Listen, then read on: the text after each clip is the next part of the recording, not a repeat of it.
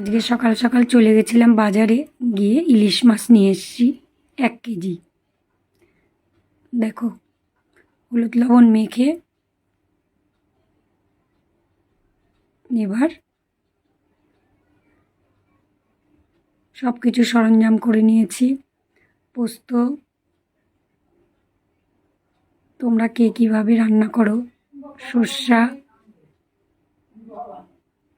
কাঁচা লঙ্কা আর একটু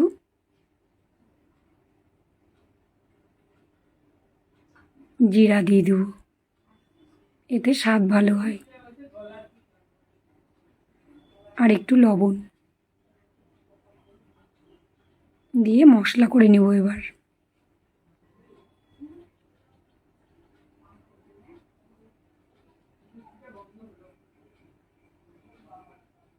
হলুদ লবণ মেখে রাখা মাছ এবার কড়াইয়ে তেল দিয়ে মাছগুলো এক এক করে ভাজতে থাকবো।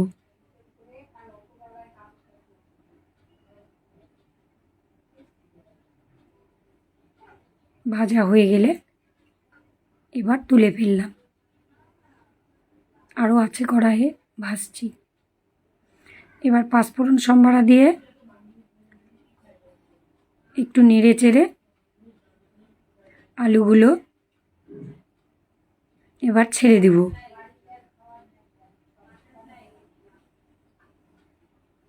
অন্যদিন ভাপা করি, আজকে এভাবেই করছি।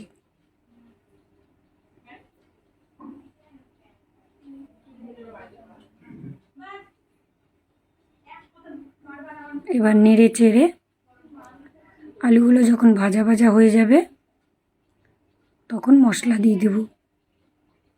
দিয়ে দিলাম লবণ, দেখো ভাজা ভাজা হয়ে গেছে। দিয়ে দিলাম হলুদ,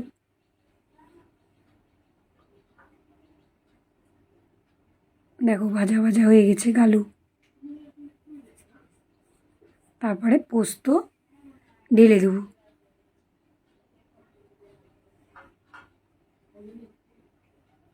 নেড়ে চেড়ে, কালারটা খুব সুন্দর এসছে কিন্তু।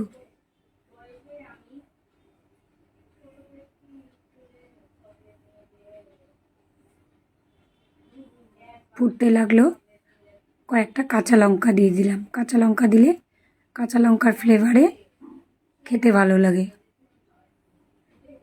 আর সর্ষে ইলিশ মানে কাঁচা লঙ্কা আর নামানোর সময় কাঁচা তেল।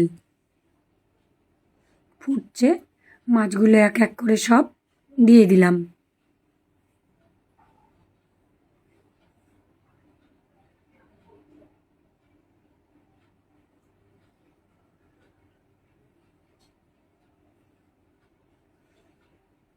এবার দেখো আমার তৈরি রান্না কেমন হয়েছে।